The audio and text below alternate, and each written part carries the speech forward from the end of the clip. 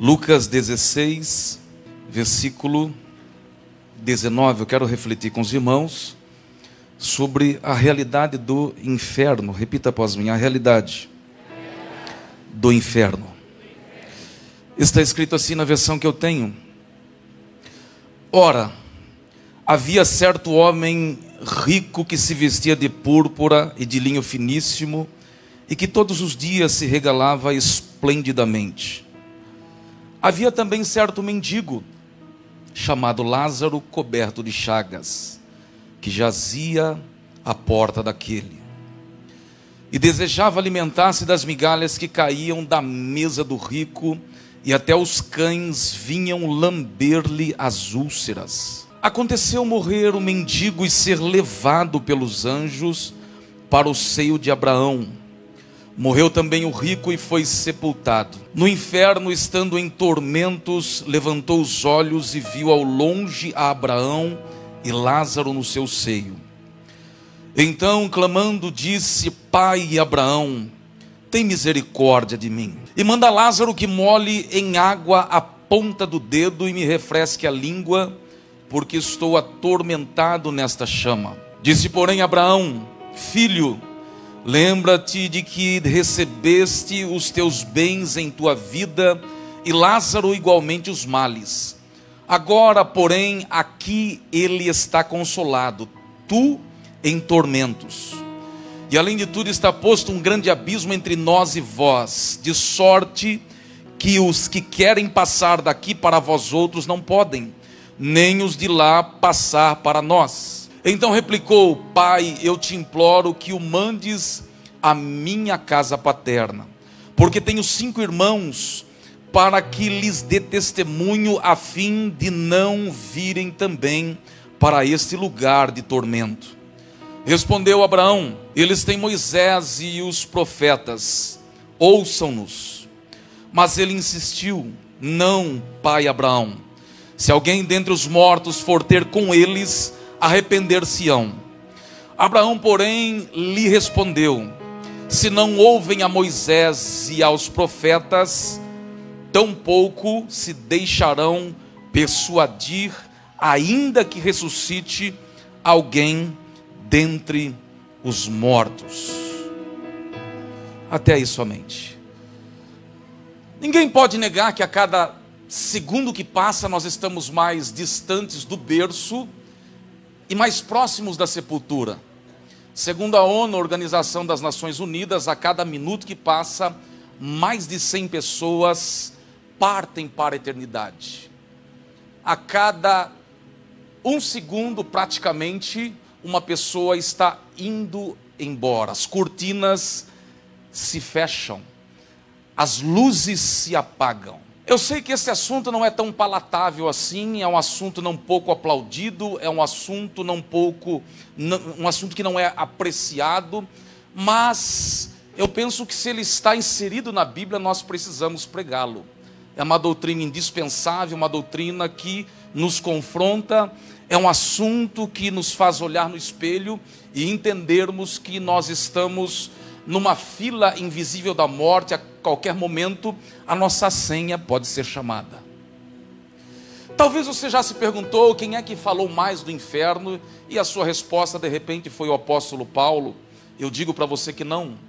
Talvez você já tenha se perguntado quem é que mais abordou o assunto da eternidade ao longo das páginas sagradas, e você talvez tenha pensado que foi o profeta Isaías, Jeremias ou qualquer outro, e eu lhe digo que não.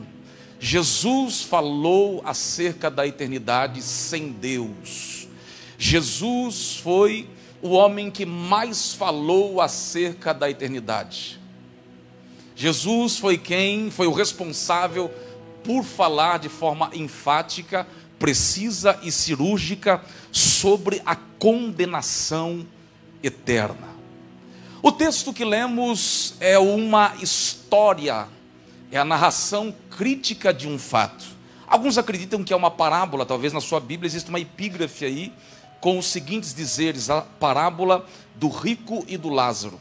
Mas alguns acreditam que não se trata de uma parábola, se trata de algo que de fato aconteceu, de algo que realmente aconteceu, e Jesus usou como exemplo para apelar para a consciência dos seus ouvintes e falar-lhes sobre a eternidade. Ninguém pode negar que o tempo vence todas as coisas. O tempo leva embora a beleza física. Por mais belo, por mais bela que você seja, as rugas vão aparecer. Sara era uma mulher belíssima, a esposa de Abraão. Mas chegaram um momento em que Abraão teve que sepultar a sua amada. A beleza física, ela vence com o tempo, ela tem prazo de validade. Ninguém pode negar que o tempo também, ele leva embora a força física. Com o tempo, os músculos vão se desgastando, nós vamos perdendo massa magra. E você olha no espelho e diz: o que está acontecendo é o tempo que está te vencendo. As células vão envelhecendo e o processo pode ser trabalhado, pode ser protelado, você pode dar uma maquiada, mas o tempo vai vencer a força do braço. O tempo também leva embora a sabedoria. Salomão era um prodígio em sabedoria. Salomão era um ícone em sabedoria. Salomão era a sabedoria personificada. No entanto, chegara o dia em que ele teve que ser enterrado por alguém. Nós estamos caminhando rumo à eternidade. E o que Cristo não deseja é que você deixe de pensar nisso.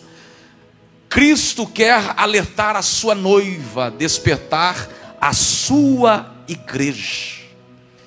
Nós temos 260 capítulos no Novo Testamento. E mais de 200 vezes nós temos um alerta, um sinalizador, uma mensagem de forma direta e indireta, que a eternidade sem Deus é real, assim como a eternidade com Deus também é real.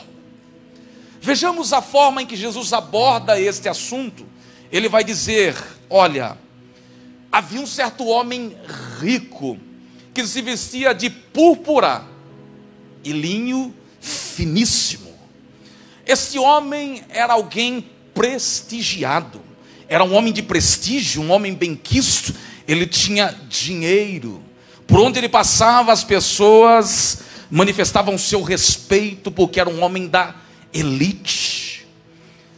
Jesus não poupa elogios, detalhes acerca das vestimentas desse homem.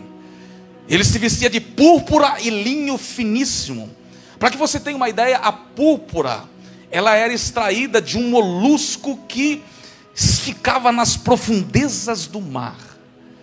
Só rico possuía púrpura. A nata de Roma possuía púrpura, se vestia de púrpura e linho finíssimo.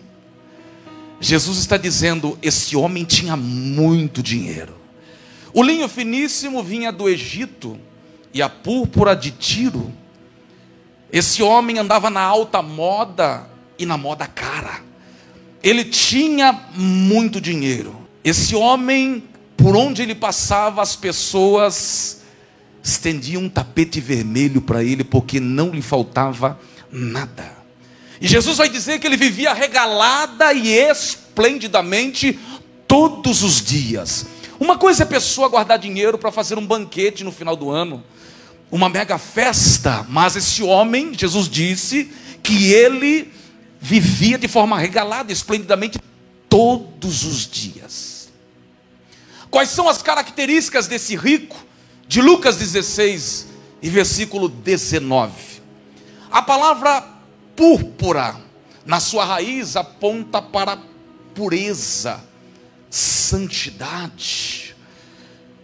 Esse homem era o tipo de gente que vivia de forma entregue às suas paixões. Ele vivia segundo as suas concupiscências. Ele olhava apenas para o seu umbigo. E Jesus vai dizer: todos os dias ele vivia no melhor. O banquete era servido todos os dias. Não lhe faltava o dinheiro. Era um homem que tinha uma capa religiosa. É aquele tipo que sai do culto e da porta para fora vive segundo as suas paixões, as suas vontades. Ele não tinha um compromisso moral com Deus, tampouco espiritual. Ele não queria nada com Deus. O que ele desejava era viver com o seu dinheiro, podendo comprar tudo que estava ao seu alcance. Era esse perfil. Mas em contrapartida nós temos um outro homem. Jesus faz menção de um outro homem no texto. E esse é Lázaro, um mendigo que vivia às portas desse rico, dependendo das migalhas que caíam da sua mesa. Lázaro era coberto de chagas, de feridas. E o texto vai nos informar que os cães lambiam as feridas deste homem. Provavelmente ele ficava na porta, na entrada da casa do rico, esperando os restos daquele homem. E um pouquinho de estudo vai nos apontar, nos levar para alguns detalhes que acaba nos incomodando, porque comer das migalhas que caíam da mesa do rico indica para algo pior do que a gente possa imaginar. O que era comer das migalhas que caíam da mesa desse rico? Uma espécie, um tipo de pão era usado como um guardanapo antes da refeição. E aquele pão usado como uma espécie de guardanapo era jogado embaixo da mesa. E era justamente esses pedaços de pães que Lázaro comia. Os ricos limpavam as mãos nesse pão antes das suas refeições, jogavam os pedaços embaixo da mesa, e Lázaro dependia disso para a sua sobrevivência. O texto vai dizer que ele jazia na porta do rico, ou seja, ele dependia de alguém para ser colocado naquele lugar. O fato dos cães lamberem as suas feridas aponta para um consolo. Lázaro, creio eu, era consolado pelos cães daquele rico, que lambiam as suas chagas, as suas enfermidades que estavam expostas. Agora Jesus, ele vai nos dar algumas informações. A cortina se fecha para essas duas pessoas. As luzes se apagam, o plano terreno se encerra. E o texto vai nos informar que o rico foi sepultado. Naqueles dias, quando um rico, uma pessoa importante morria, as pessoas saíam anunciando: fulano faleceu. Todo mundo tomava conhecimento do óbito daquela pessoa. Todo mundo precisava saber que aquela pessoa importante partiu. As carpideiras eram solicitadas. Até hoje, em enterro de ricos, as carpideiras trabalham. Como as carpideiras trabalhavam? As carpideiras são mulheres pagas para fazerem um teatro no velório de gente que elas não conhecem, com cenas, gestos patéticos, se descabelando como se fosse alguém muito próximo do rico, daquela pessoa que partiu. Então a comoção tomava conta. As autoridades de Roma compareceram no velório daquele rico. Mas o texto não vai nos informar que Lázaro foi sepultado. Se você se ater aos detalhes do texto, você vai chegar à conclusão, entender rapidamente que não houve sepultamento do mendigo. Por quê, pastor? Porque provavelmente os cães é que sepultaram aquele homem.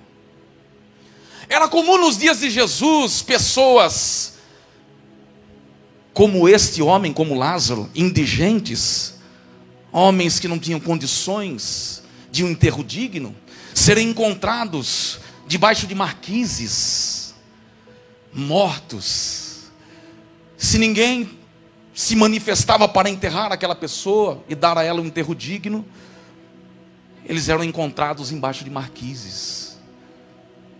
Jesus está compartilhando conosco alguns detalhes importantes. E agora, pastor, agora nós temos o pós-túmulo.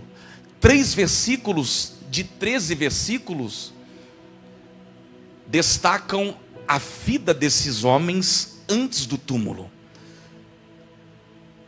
Nós percebemos aqui que Jesus está mais preocupado em falar do pós-túmulo. Jesus quer enfatizar o momento da partida, o que acontece com o ser humano depois que ele parte desta terra. O texto vai nos informar que Lázaro estava no seio de Abraão, enquanto que o rico também estava naquele lugar conhecido como Hades, ou Hades, como queiram. Só que havia um abismo separando o rico do mendigo. O mendigo no seio de Abraão e o rico do outro lado. E a preocupação do rico agora é mostrar que ele tinha interesse pelos seus 5 irmãos.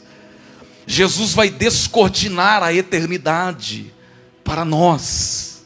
O rico está em tormentos, enquanto que Lázaro, o mendigo, está no seio de Abraão, desfrutando das benesses da eternidade, o lugar preparado pelo Senhor. Hades ou Hades significa habitação ou mundo dos mortos. Era o lugar onde aqueles que morreram até a morte de Cristo eram levados, conduzidos. Pastor, eu encontrei um detalhe interessante aqui, eu também encontrei. Jesus, ele está mencionando o nome de Lázaro, e ele não fala o nome do rico. Se atente a esse detalhe precioso. Jesus faz menção do nome do mendigo, Lázaro, em contrapartida, ao passo que Jesus não faz menção do nome do rico. E aí, pastor, que lição extraímos desta afirmação, dessa narrativa de Jesus? É que para Jesus não importa se você é rico ou se você é pobre. Jesus não fez questão nenhuma de mencionar o nome do rico. A história vai dar o nome desse rico de Nínives, mas Jesus não faz menção do nome dele. E aí, pastor, o que isso me ensina, acrescenta na minha vida? Aqui dentro você pode ser um poliglota. Aqui dentro você pode ter um português refinado, rebuscado. Aqui dentro você pode ostentar um diploma. Você pode ser um embaixador. Você pode ser alguém muito prestigiado na sociedade. Você pode ter muito dinheiro, cartão black, cartão rosa, branco, preto, amarelo. Aqui dentro você pode ter dinheiro, e isso não é pecado. Isso é bênção se você não permitir que ele te escravize. Mas da rampa, da escada para cá, todo mundo aos olhos de Cristo é ovelha. Somos nós que rotulamos as pessoas. Somos nós que prestigiamos, que damos a honra que às vezes as pessoas não merecem. Mas a cruz mostrou que todo mundo está do mesmo tamanho. Jesus deixa muito bem claro aqui que o pobre e o rico para ele é a mesma coisa. O que fará diferença na minha e na sua vida é como nós o tratamos, é como nós levamos a sua palavra a sério, é como nós olhamos para as páginas sagradas. É isso que vai fazer a diferença. Aqui dentro todo mundo é igual, bendito seja ele. Olha para cá. O rico está no inferno e ele vai fazer o que, pastor? Ele vai entrar em desespero, porque o inferno é o lugar onde ninguém deseja comparecer, ninguém deseja estar. Pastor, o que é eternidade? Qual é a melhor definição de eternidade? Tempo sem fim? Ausência de tempo?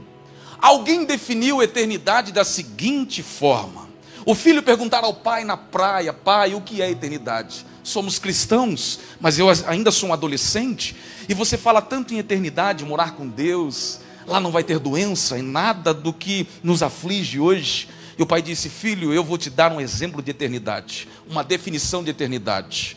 Pegue o seu balde que você está usando para brincar aqui na areia e comece a tirar água desta praia. Comece a encher esse balde de água até às 5 da tarde. Isso era às 13 horas.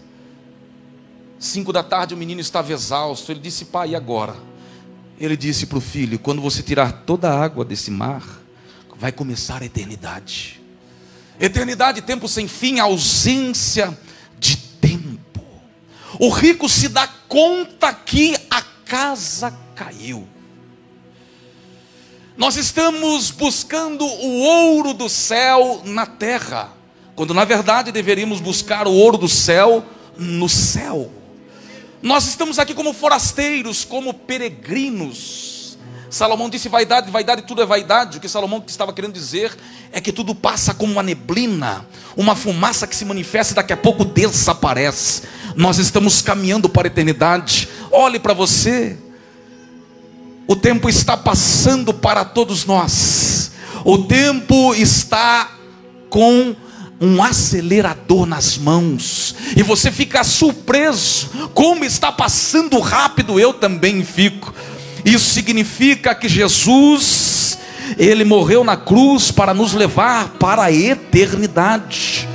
O plano de Deus, escute por gentileza, não é que você viva 70, 80 anos. Salmo 90, escrito por Moisés, o mais antigo dos salmos, vai dizer, vai nos informar que a nossa vida é 70, o que passar disso é cansaço, é enfado. Mas o Deus que a gente serve não tem como projeto que você viva 70, 80 anos. O projeto de Jesus Cristo é eternidade. Foi por essa razão que Jesus morreu na cruz do Calvário, para dar a nós um endereço eterno. A qualquer momento nós vamos partir com Ele, e todos os dilemas vão ficar para trás. Ei, minha irmã, suas lágrimas estão com os dias contados. O nosso empenho, o nosso esforço, o nosso desgaste na corrida cristã, que nós aceitamos o desafio de cada dia, também está com os dias contados. A qualquer momento vamos subir ao encontro do Senhor, e tudo isso ficará para trás. Bendito seja o Senhor para sempre, aleluia. Quais são as características do inferno, pastor? Me diga por gentileza. É um lugar que não há consolo, porque lá no inferno, sendo bem dinâmico, o rico vai pedir que Lázaro, que estava do outro lado do abismo, o que separava eles era um abismo, e Lázaro vai tomar conhecimento do seguinte: o rico quer que o rico pede para Abraão dizer para Lázaro: olha, fala para ele molhar a ponta do dedo na água e colocar na minha língua, para que eu me refresque. Irmão, não há consolo no inferno. O inferno é um lugar onde não há projeto de fuga, não dá para fugir. Hoje nós vemos as penitenciárias, as grandes casas de detenção. As pessoas planejam e elas acabam escapando. O dinheiro acaba fazendo a diferença e os projetos acabam sendo alcançados. Mas lá não há projeto de fuga. É a penitenciária eterna. É o destino de todos aqueles que zombaram de Deus. Você acha mesmo, olhe bem para mim, que as pessoas estão fazendo o que querem e Deus está com os braços cruzados e dando um joia? Está tudo bem, minha filha, está tudo bem. Ande segundo as suas vontades, que eu vou aprovar, eu vou endossar esse tipo de comportamento. Não, Senhor. O Deus que nós servimos, Ele é o justo juiz. A sua balança é de precisão. Ninguém escapa, ninguém pode se safar dos juízos de Deus. Está escrito no livro sagrado: horrenda coisa é cair nas mãos do Deus vivo. Horrenda coisa é cair nas mãos daquele que tudo pode. O rico, ele tem um choque de realidade, porque o cara está gastando o que pode, o que tem, e de repente ele parte e acorda no inferno. E ele agora tem um comportamento um tanto quanto distinto, porque enquanto ele estava com os olhos abertos nessa terra, ele andava regalada e esplendidamente. Outra característica do inferno: o pedido de socorro não é atendido. Versículo de número 27, ele pede para que alguém vá avisar os seus irmãos, os seus 5 irmãos, para que os seus irmãos não caiam no mesmo lugar que ele estava. O pedido do rico não é atendido, porque o pai Abraão vai dizer para ele: olha, enquanto você vivia, você recebeu o que você quis em vida, os bens, e Lázaro os males. Foi essa a resposta que o rico recebeu. O inferno é uma realidade e nós não podemos negar. Existem algumas linhas que tentam de todas as formas negar a existência do inferno. Que linhas são essas? Que tipo de ensinamento é esse? Nós conhecemos como aniquilacionismo. Depois que o cidadão morre, ele deixa de existir, tudo acaba. Aniquilacionismo. Mas não é isso que a Bíblia nos ensina. A palavra do Senhor nos ensina muito diferente. Por que que o corpo volta ao pó? Porque o corpo nosso é constituído do que está na terra, do que veio da terra. Lá no jardim do Éden, Deus suscitou o homem, Adão, do pó da terra. Mas o que fez a diferença? O que mudou drasticamente aquela cena foi que Deus soprou nas narinas daquele homem. A eternidade entrou em Adão. Nós somos dotados de eternidade. O corpo volta ao pó, mas eu devo te lembrar que você não é um corpo com uma alma, você é uma alma que possui um corpo. A alma subsiste sem o corpo, mas o corpo não subsiste sem a alma. Por essa razão ele volta ao pó, mas a alma tem um destino eterno. A alma fala do que? Dos nossos sentimentos, das nossas emoções, das nossas vontades. O espírito dará conta de tudo aquilo que a alma planejou e o corpo executou. Daniel, no capítulo 12 do livro que leva o seu nome, no verso de número 2, salvo engano, ele vai dizer que muitos dos que dormem no pó da terra ressuscitarão, uns para a vergonha eterna e outros para a alegria, para a recompensa, para aquilo que Deus reservou para cada um de nós. Não há projetos de fuga no inferno, não há meios de escapar, não dá para cavar um túnel.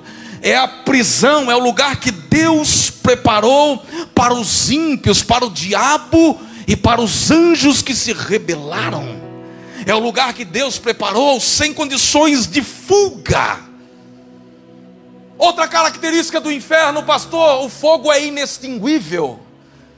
Não dá para amenizar a dor. A dor é constante, é intenso. Não dá para negar a realidade do inferno. O fogo não se apaga. Jesus usou um termo chamado Guiena. O que é Guiena, pastor? Havia no sudoeste de Jerusalém um lugar que foi feito muitos sacrifícios de criança. E esse lugar depois se tornou o lixão da cidade. Guiena era um monturo. O lixo era despejado ali. E as pessoas que morriam, e se nenhum parente comparecesse para dar àquela pessoa enterro digno, era jogado no Guiena, no lixão. E Jesus vai dizer: esse lugar aí, onde o fogo não se apaga, ele vai usar o Guiena, o monturo de Jerusalém, para ilustrar, para dar um choque de realidade aos seus ouvintes acerca do inferno. Assim como o fogo não se apaga, os vermes não morrem, assim será o inferno. Foi esse o ensinamento alvo de Jesus. O fogo é inextinguível. Em 1980, o vulcão Santa Helena, nos Estados Unidos, ele despejou 150 mil toneladas de gás sulfuroso. Os repórteres que cobriram aquela matéria disseram: o inferno veio para fora. É uma realidade contundente, é uma realidade inegável. Não dá para maquiar, não dá para pegar um atalho. O próprio Jesus foi responsável, foi o responsável por falar mais do inferno do que do céu. O rico está em tormentos, ele quer agora ser o responsável pela salvação dos seus 5 irmãos. Pai Abraão vai dizer: não, quem está deste lado não pode passar para este lado, quem está aí também não pode vir para cá. Há um abismo entre nós e vós. Os demônios estão neste abismo. Este lugar existe. Mas o que acontece com a ressurreição de Jesus? Quando Jesus ressuscitou, as pessoas que estavam no Hades, separados daqueles que morreram sem Cristo, foram levados para o paraíso. Ele levou cativos cativeiros. Jesus levou para o paraíso. Por isso que ele disse para o ladrão: hoje mesmo estarás comigo no paraíso. Irmão, olha bem para mim aqui. Você não foi chamada por Cristo para morar no inferno. Essa é a boa notícia. Jesus não morreu na cruz para te condenar ao inferno. A morte de Jesus mudou drasticamente a nossa realidade, o nosso endereço eterno. Merecíamos a morte, a punição, mas Jesus mudou o nosso viver. E o nosso lugar é com Ele para todos sempre. Quem vai para lá? Quem vai para lá? Quem vai para lá? Somos nós, aqueles que adoram o Cordeiro, aqueles que exaltam o Cristo que padeceu no madeiro. O céu é o nosso lugar. Bendito seja Ele para sempre. Glória a Deus, aleluia. Eu já estou terminando. Não existe nada pior do que você presenciar alguém que você sabe que não teve nada com Deus, partindo para a eternidade. Aquela pessoa que você sabe que nunca teve nada com Deus, indo embora, morrendo. Lenin, comunista revolucionário, segundo a história, ele morreu pedindo perdão às cadeiras e as mesas. Lenin, ateu. Nós temos Voltaire, escritor e filósofo francês, que segundo a história, quando ele estava morrendo, a pessoa que estava cuidando dele, a enfermeira, disse que nem por todo o dinheiro da Europa gostaria de ver alguém morrer novamente daquela mesma forma. Ela não gostaria que aquela situação se repetisse em hipótese nenhuma. Porque ele pedia perdão a madrugada toda. Ele pediu perdão a madrugada toda. Não há nada pior do que você ver alguém partindo sem Deus para a eternidade. Muito diferente daqueles que serviram a Deus, daqueles que incansavelmente mantiveram a bandeira do evangelho hasteada.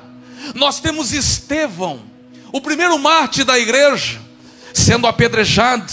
Ele olhou para cima e disse: Senhor Jesus, recebe o meu espírito. O apóstolo Paulo, quando estava indo embora, na sua segunda carta a Timóteo, capítulo 4, salvo engano, a partir do versículo 6, ele vai dizer: quanto a mim, eu estou já sendo oferecido como libação, e o tempo da minha partida está próximo. Eu combati o bom combate, eu terminei a carreira e eu guardei a fé. Desde agora a coroa da justiça me está guardada, a qual o Senhor, justo juiz, me dará naquele dia. Mas não somente a mim, mas a todos quantos amam a sua vinda. O nosso Cristo, quando estava morrendo na cruz, ele disse: Pai, nas tuas mãos eu entrego o meu espírito. Espírito. Aleluia. Um velório de um crente é muito diferente do velório de alguém que nunca serviu a Deus. Porque você vai no velório de um ímpio e as pessoas estão olhando, não sabem, vou dizer o que no velório de um ímpio? E você olha e diz assim: descansou. Aí lá dentro está assim: será? Você verbaliza descansou, mas aqui dentro está assim: eu acho que não, é agora que começa. Esse texto, Lucas 16, mostra de fato que a vida não é apenas viver, e a morte não é apenas morrer. O negócio começa, a primeira marcha engatada depois da sepultura. É aí que as cortinas se abrem, é aí que a eternidade começa. Porque 50, 60, 70 passa muito rápido. Como é que funciona o velório de um crente, pastor? Morreu com 20, 30, 40, 50, não importa a idade. Você chega, olha e diz: até breve, campeão. O mesmo combate que você combateu, eu estou combatendo. Até hino da harpa cristã sai no velório do crente. Mas como é o velório do ímpio, pastor? Está todo mundo desolado, não há o que dizer. Você não encontra palavras para atenuar a dor de quem ficou. E você fica pensando: será? E o será não sai da sua cabeça. Mas o será é aquela resposta que você não gostaria, aquela pergunta que você não gostaria de fazer aqui, ó.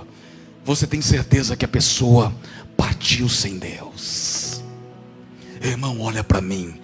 O negócio é ligeiro, o negócio é rápido. Ontem você era um garoto, ontem você era uma menina. O tempo passou e o Senhor está dizendo: prepara-te.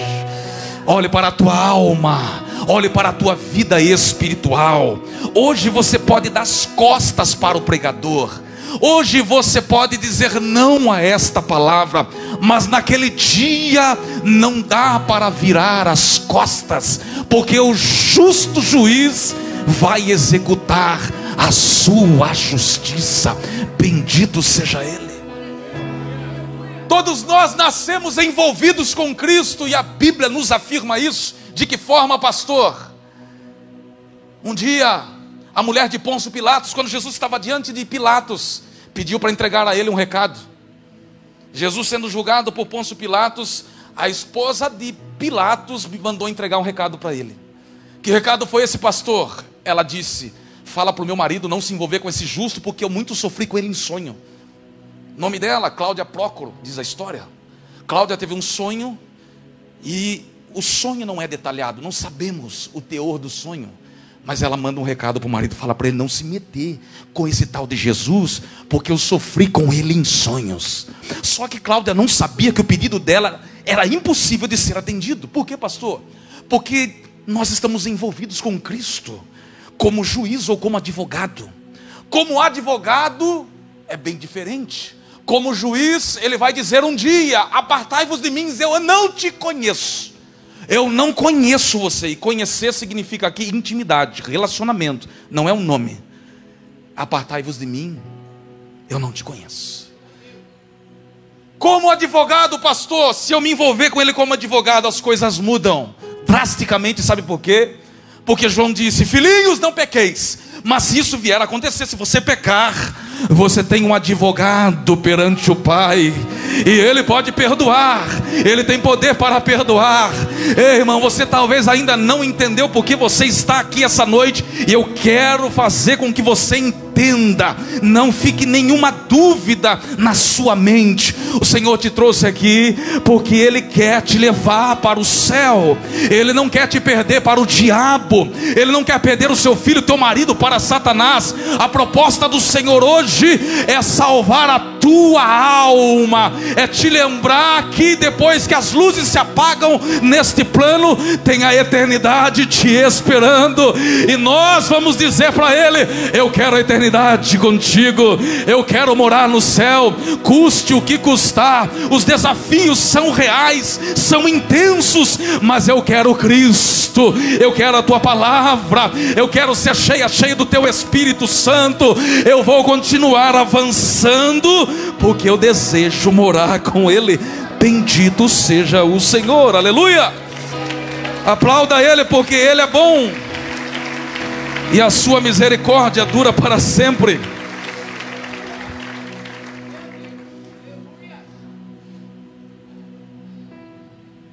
O que é que nos confronta nesse texto? Qual é a característica do inferno que mais impacta o nosso coração? É quando o rico diz o seguinte: fala para avisar os meus 5 irmãos, evangelizem os meus irmãos, para que eles não venham para esse lugar. O pai Abraão vai dizer: eles têm Moisés e Elias, eles têm Moisés e a palavra. Ou seja, Abraão estava dizendo: eles têm a Bíblia, eles têm Moisés e os profetas. Abraão estava dizendo: eles têm a palavra, eles estão ouvindo a palavra. Nem se alguém ressuscitar, eles vão crer. Eles têm Moisés e os profetas. Olha para cá, irmão. Quem são os Moisés desta casa? De quem é a responsabilidade diante de muitas pessoas que está caminhando a passos largos para o inferno? O Moisés é essa pessoa que está aí do teu lado, ó. Dá uma olhada do teu lado, o teu Moisés aí, ó. Tem alguém que recebeu a incumbência de levar a palavra de salvação aos perdidos. Eles têm Moisés, nós aqui dentro temos também os Moisés. Você é o Moisés que Deus levantou nesta geração. O inferno é lugar de lembranças amargas. Por quê, pastor? Porque o rico estava consciente. O rico estava ciente do que estava acontecendo. E ele quer se livrar daquilo, mas não é possível. O inferno é lugar de acusações. Sabe por quê? Porque lá existem pessoas que já ouviram o evangelho, mas se afastaram dele. Lá existem pessoas que foram batizadas, mas por algum momento abandonaram a fé e os princípios. Eu imagino filhos olhando para os pais, o filho olhando para o rosto do pai dizendo: por que você não me avisou? Por que você não pregou para mim? Por que você não falou a verdade? Lá tem pastores que não avisaram as suas ovelhas. O inferno está cheio de gente com boas intenções, lembranças amargas, acusações, gente olhando para o rosto um do outro, um amigo olhando para o rosto do outro e dizendo: por que você não evangelizou a minha vida, a minha família? Nós estamos aqui porque você era um crente que não se manifestava, você era um crente que não compartilhava conosco a palavra de Deus, e nós estamos aqui agora. Você se afastou e não teve a dignidade de pregar para mim. Lugar de acusações. Mas hoje o Senhor está dizendo para nós: escapa-te por tua vida. O inferno é o lugar onde não dá mais para buscar ao Senhor, não dá mais para gritar pela sua misericórdia, porque a sentença já foi executada. Lembranças amargas. Mas o Senhor nos trouxe aqui hoje para lembrar, para nos lembrar que o diabo perdeu mais uma batalha, que ele vai continuar lutando, mas nós vamos escorar em Cristo, nós vamos nos apoiar nele. As lutas virão, os desafios se apresentarão, as lutas vão chegar, os dilemas vão continuar, porque nós ainda estamos nesta embalagem, mas nós vamos embora, nós vamos deixar tudo isso para trás, nós vamos trocar a cruz que carregamos hoje pela coroa da vida eterna. E se você acredita nisso, abra sua boca e glorifique aquele que nos salvou no madeiro. Bendito e louvado seja ele para sempre. O inferno não é o seu lugar. Ao que vencer vai se assentar com ele no trono trono é a promessa de Jesus Cristo. Foi Ele quem afirmou: ao que vencer. E eu estou olhando para vencedores hoje. O pecado não vai te destruir, porque você hoje decide pela graça, você decide por Cristo. Ele te trouxe aqui essa noite porque Ele quer te ganhar, Ele quer te conquistar, Ele quer te levar para morar com Ele. A eternidade com Cristo é o nosso lugar. Bendito e louvado seja Ele. Se coloca de pé.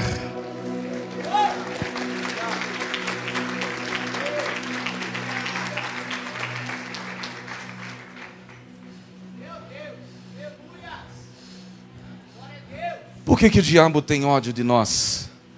Por que o diabo tem ódio da sua vida? Por que o diabo tem tanta raiva da sua existência, do teu casamento? Por que o diabo nos odeia, pastor? Será que é porque você tem boas condições? Será que o diabo te odeia porque você mora bem, você come bem? Não. Sabe por que o diabo nos odeia? Permita que isso seja impresso na tua alma. Sabe por que o diabo nos odeia? Porque você tinha motivos para chutar o balde. Você teve motivos para abandonar tudo. Mas você se levantou e disse: eu quero servir a Deus. O diabo usou de todas as suas ferramentas. O diabo intentou, o diabo planejou, o diabo se empenhou. Mas você se levantou em meio às cinzas e disse: eu fico com a palavra, eu quero o meu Jesus. O diabo nos odeia porque nós somos sobreviventes. Sobrevivemos às grandes batalhas dessa vida e carregamos cicatrizes na nossa alma. É por isso que o diabo te odeia, porque você sobreviveu às grandes batalhas dessa vida. Eu quero orar por